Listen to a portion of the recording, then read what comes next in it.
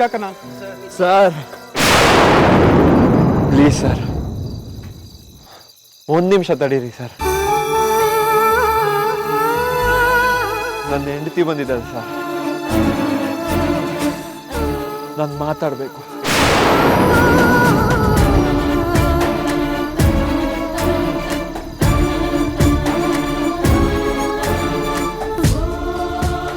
ಗೀತಾ,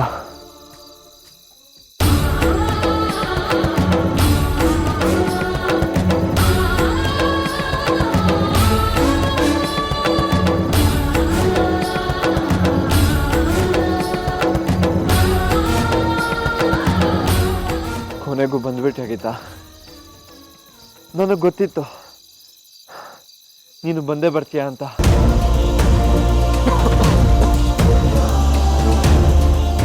ಅದಕ್ಕೆ ನಾನು ಕಾಯ್ತಾ ಇದ್ದೆ ಗೀತಾ.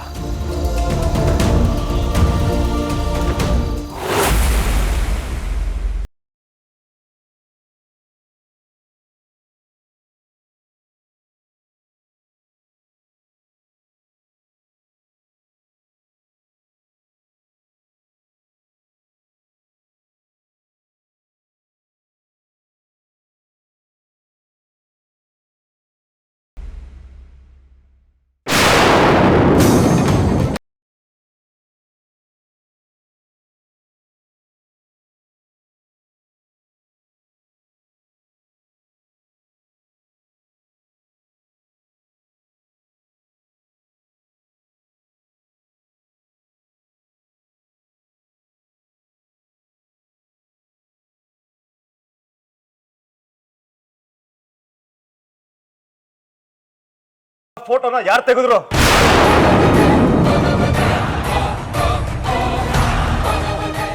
ನಿನ್ನ ಕೇಳ್ತಾ ಇರೋದು ಬಾನು. ಸುಧಾ ಫೋಟೋ ಎಲ್ಲಿ?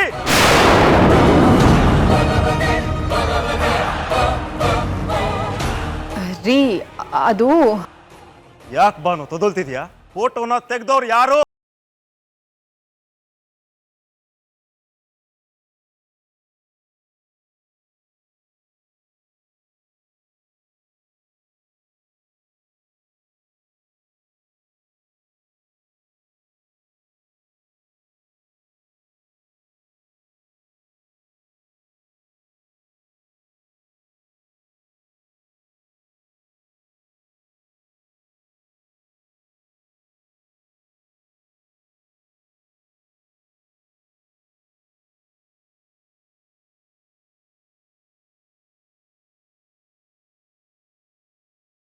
ಅಲ್ಲಿಂದ ತೆಗಿಯೋಕೆ ಹೇಳಿದವನು ನಾನೇ.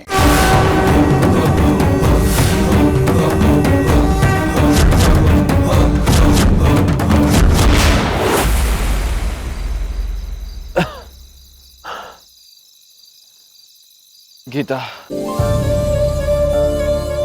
ನಿನಗೆ ಪ್ರಪೋಸ್ ಮಾಡಬೇಕು ಅಂತ ನಾನು ಕಾಯ್ತಾ ಇದ್ದೆ.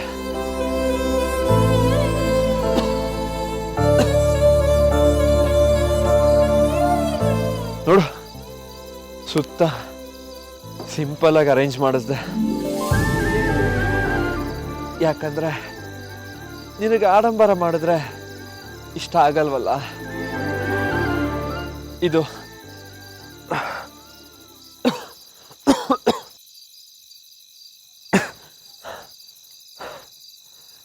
ಇದು ಬರೀ ಪ್ರಪೋಸಲ್ ಆಗಿತ್ತಾ?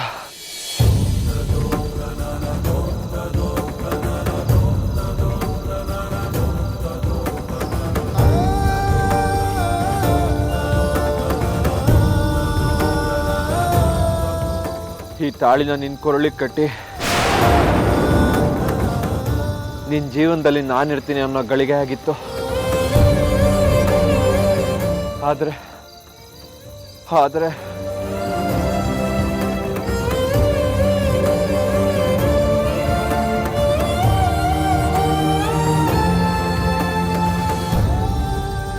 ಆದರೆ ಆದರೆ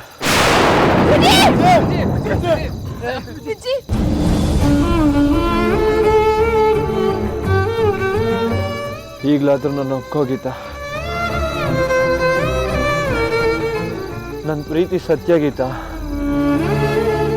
I love you Geetha.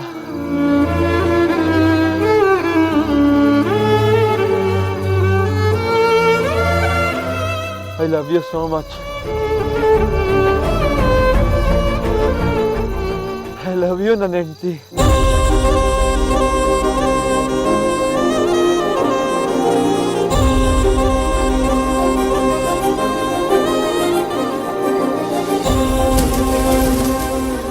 Geetha, ದಯವಿಟ್ಟು ಈ ತಾಳಿ ನನ್ನ ಕೈಯಿಂದ ಕಟ್ಟಿಸ್ಕೋ ಗೀತಾ.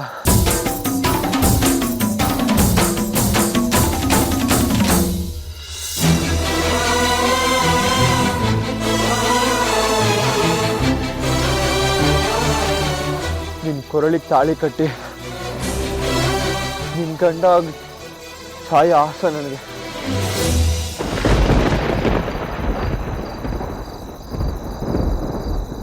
ಕಟ್ಟಿಸ್ಕೋ ಗೀತಾ. ಅದು ನೀವು ಅಕ್ಕನ ವಿಚಾರದಲ್ಲಿ ತುಂಬ ತಲೆ ಕೆಡಿಸ್ಕೊಂಡಿದ್ರಿಂದ ತಂಗಿಯವ್ವ ಭಾಳ ಬೇಜಾರು ಮಾಡ್ಕೊಂಡಿದ್ಲು. ಈ ವಿಚಾರ ಪದೇ ಪದೇ ನಿಮ್ಮ ಮಧ್ಯೆ ಕಾಡೋದು ಬೇಡ ಅಂತಂದ್ಬಿಟ್ಟು ನಾನೇನೇ ಸಿತಾರಂಗೆ ಹೇಳ್ಬಿಟ್ಟು ಫೋಟೋನಲ್ಲಿ ತೆಗೆಸಿದ್ದು. ಯಾರನ್ನ ಕೇಳಿ ಫೋಟೋ ತೆಗೆದಿಯಾ ನೀನು? ಈ ದರ್ಬಾರನ್ನೆಲ್ಲ ನಿಮ್ಮನೇಲಿ ಇಟ್ಕೋ, ನಮ್ಮನೇಲಿ ತೋರ್ಸಕ್ ಬರಬೇಡ.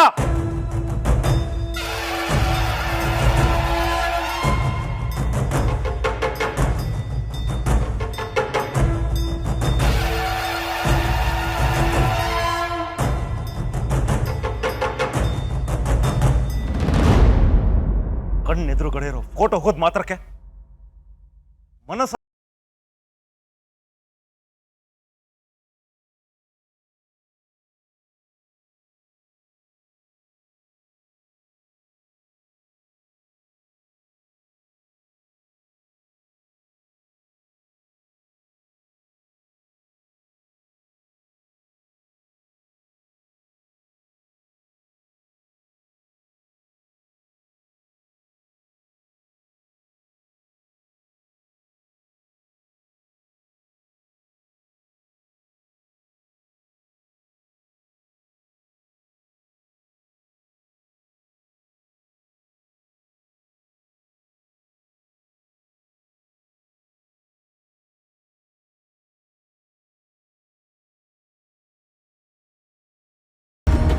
ನಿಮ್ಮ ಅಣ್ಣಂದ್ರಿಗೆ ಬುದ್ಧಿ ಇಲ್ಲ ಅಂತಂದ್ರೆ ನಿನಗೂ ಬುದ್ಧಿ ಇಲ್ಲ.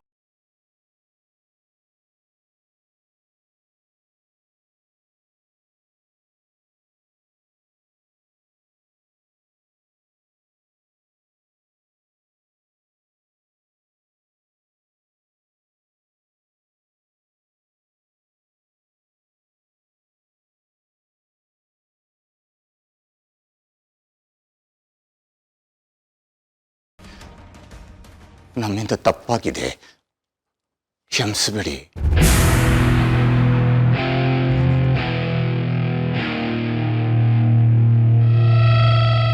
ಬೆಳಿಗ್ಗೆ ನಾನು ಎದ್ದು ಬರೋಷ್ಟೊಳಗಡೆ ನನ್ನ ಸುಧಾ ಫೋಟೋ ಈ ಜಾಗದಲ್ಲಿ ಇರಬೇಕು.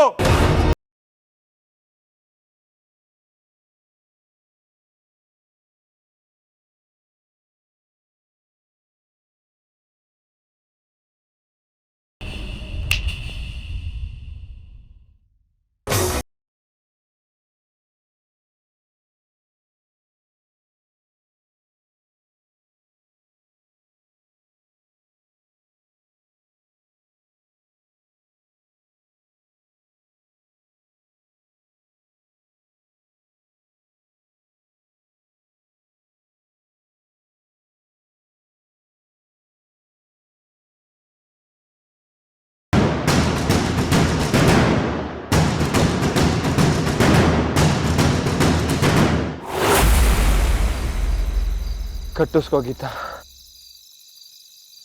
ಪ್ಲೀಸ್.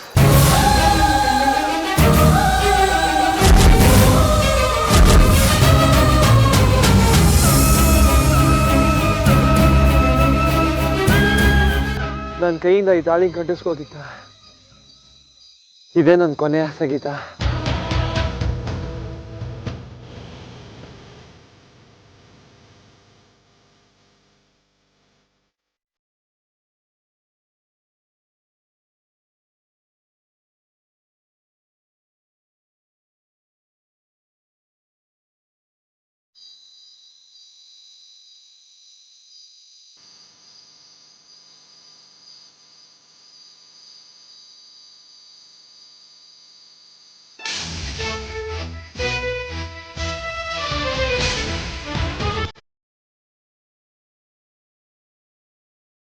ಸಮಾಧಾನ ಮಾಡ್ಕೋ ಗೀತಾ.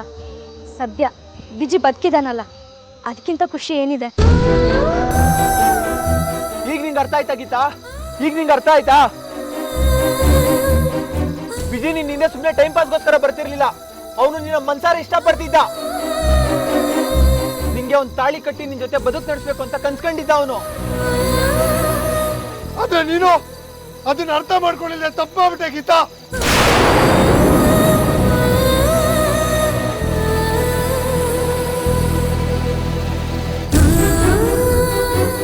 ವಿಜಯ್ ಬದುಕಿರೋ ಸಂತೋಷನೇ, ಆದ್ರೆ ನೀನು ಮೊದಲೇ ದೇವಸ್ಥಾನಕ್ಕೆ ಬಂದಿದ್ದಿದ್ರೆ ವಿಜಿಗೇನೂ ಆಗ್ತಾ ಇರ್ಲಿಲ್ಲ. ಮಗ ಬಂದ್ರೋ ಹಾಸ್ಪಿಟಲ್ಗೆ ಹೋಗೋಣ, ನಡಿಯೋ ಬಂದ್ರೋ.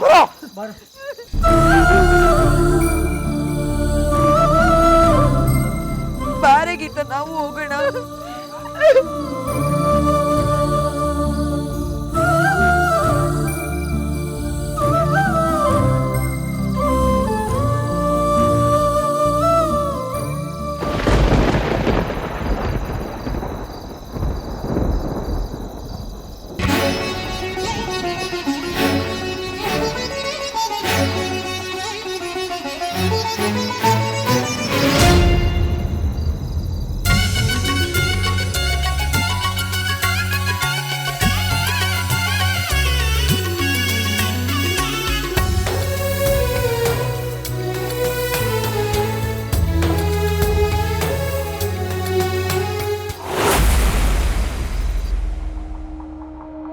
ಅದೇನದು ದೊಡ್ಡಣ್ಣ? Out of sight is out of mind ಅಲ್ಲ? ಏನು ಇಷ್ಟಿಷ್ಟು ಉದ್ದದ ಡೈಲಾಗ್ ಹೊಡೆದು ಏನೋ ಒಂದು ದೊಡ್ಡದಾಗಿ ಲಾಜಿಕ್ ಮಾತಾಡಿದಾಗ ನಾವು ಅಂದ್ಕೊಂಡ್ವಿ ಏನೋ ಒಂದು ಮ್ಯಾಜಿಕ್ ಆಗುತ್ತೆ ಈ ಸರ್ತಿ ಅಂತ. ಆದರೆ ಆಗಿದ್ದೇನು? ಭಾವಜಿ ತಂಗಿಮ್ಮನ ಕರೆದ್ರು, ಛೀಮಾರಿಯಾಗಿ ಕಳಿಸಿದ್ರು. ನಿನ್ನ ನಂಬಿ ನಾವು ಸತ್ವಿ. ಯು ಡೋಂಟ್ ವರಿ ತಂಗಿ.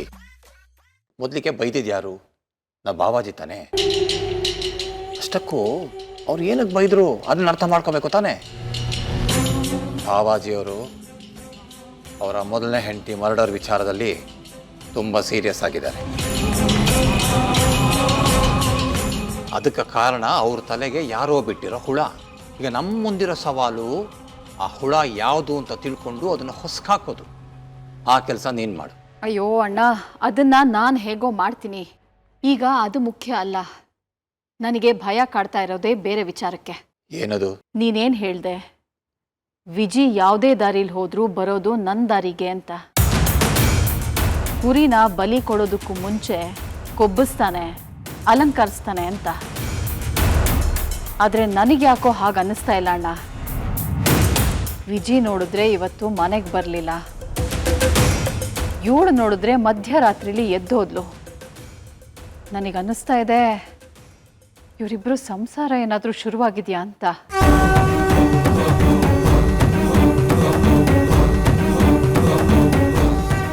ಅಲ್ಲ ತಂಗಿ, ನೀನು ಶಾಂತವಾಗಿರಲೇಬಾರ್ದು ಅಂತ ನಿರ್ಧಾರ ಮಾಡ್ಕೊಂಡ್ಬಿಟ್ಟಿದ್ಯಾ ಹೇಗೆ? ಚಿಂತೆ ಹುಳುಗಳನ್ನ ಹುಡುಕಿ ಹುಡುಕಿ ತನ್ನ ತಲೆಯೊಳಗೆ ಬಿಟ್ಕೊಳ್ತಿದ್ಯಲ್ಲ ನೀನು. ಏನು ಹೇಳ್ತಾ ಇದೆಯಣ್ಣ? ನನ್ನ ಕನಸುಗಳು ಚಿತೆ ಕಣ್ಣು ಮುಂದೆ ಕಾಣ್ತಾ ಇದ್ರು ಚಿಂತೆ ಮಾಡ್ಬೇಡ ಅಂತ ಹೇಳ್ತಿದ್ಯಲ್ಲ. ನನಗನ್ಸುತ್ತೆ ತಂಗ್ಯವ, ಮೋಸ್ಟ್ಲಿ ಇವನು ಎರಡೆರಡು BP ಮಾತ್ರ ತಗೊತಾನೆ, ಇಲ್ಲ ಯಾವುದೋ ಹೈ ಡೋಸೇಜ್ ಮೆಡಿಸಿನ್ ತಗೊತಾನೆ. ಅದಕ್ಕೆ ಇವನಿಗೆ ತಲೆ ಬಿಸಿನೇ ಆಗ್ತಿಲ್ಲ. ಕೂಲಂತೆ ಕೂಲು. ನನಗೆ ಪ್ರತಿಯೊಂದು ಸ್ಪಷ್ಟವಾಗಿ ಗೊತ್ತಿರಬೇಕಾದ್ರೆ ವಿನಾಕಾರಣ ನಾನು ತಲೆ ಬಿಸಿ ಯಾಕೆ ಮಾಡ್ಕೊಳ್ಳಿ? ಅವನು ಕೋಣೆಗೆ ಹೋಗಿ ಬಂದು ಅವನ ಹತ್ರ ಮಾತಾಡ್ದಾಗಿಂದ ನಾನು BP ಮಾತ್ರ ಮುಟ್ಟೂ ಇಲ್ಲ. ಅವನು ಗೀತಾ ಜೊತೆ ಎಲ್ಲೇ ಇದ್ರೂ ಅಲ್ಲಿ ನಡೆಯೋದು ನಿನಗೆ ಬೇಕಾಗಿರೋಂಥದ್ದೇ. ಅವನ ಉದ್ದೇಶ ಬೇರೆನೇ ಇರುತ್ತೆ. ಅವನು ನೀನು ಬೆಳೆಸಿದ ಮಗ. ಎಲ್ಲಿ ಸ್ವಿಚ್ ಒತ್ತಿದ್ರೆ ಎಲ್ಲಿ ಲೈಟ್ ಹೊತ್ಕೊಳ್ಳುತ್ತೆ ಅಂತ ಅವನಿಗೆ ಚೆನ್ನಾಗಿ ಗೊತ್ತು. ಓ ಪುಣ್ಯಾತ್ಮ ಅಣ್ಣಯ್ಯ, ಬೆಕ್ಕು ಅಡ್ಡ ಹೋದ್ರೆ ಅಪಶಕುನ ಅಲ್ಲ. ಅದಕ್ಕೆ ಕೂತಲ್ಲಿ ಕೂತು ಕೂತು ಅದಕ್ಕೆ ಅದು ಎಲ್ಲೋ ಹೋಯ್ತು ಅಂತ ನಮಗೆ ನಾವು ಹೇಳ್ಕೊಂಡು ಸಮಾಧಾನ ಪಡ್ಕೋಬಹುದು. ಆದರೆ ಎರಡೂ ಕಡೆಯಿಂದ ಯೋಚನೆ ಮಾಡುವೊಮ್ಮೆ. ಗೀತಂಗೆ ವಿಜಿ ಏನೋ ಮಾಡ್ತಾನೆ ಅನ್ನೋ ವಿಶ್ವಾಸ ನಿನ್ಗಿರ್ಬಹುದು, ಆದ್ರೆ ಆ ಟೈಮಲ್ಲಿ ತನ್ನ ಶ್ವಾಸ ಉಳಿಸ್ಕೊಳ್ಳೋಕ್ಕೋಸ್ಕರ ಗೀತಾನು ವಿಜಿಗೇನಾದ್ರೂ ಮಾಡ್ಬೋದಲ್ವೇ? ಯಾಕಂದ್ರೆ ಅವಳು ಸಿಕ್ಕಾಪಟ್ಟ ಬ್ರಿಲಿಯಂಟು. ಓ ಲಂಬುಕುಮಾರ,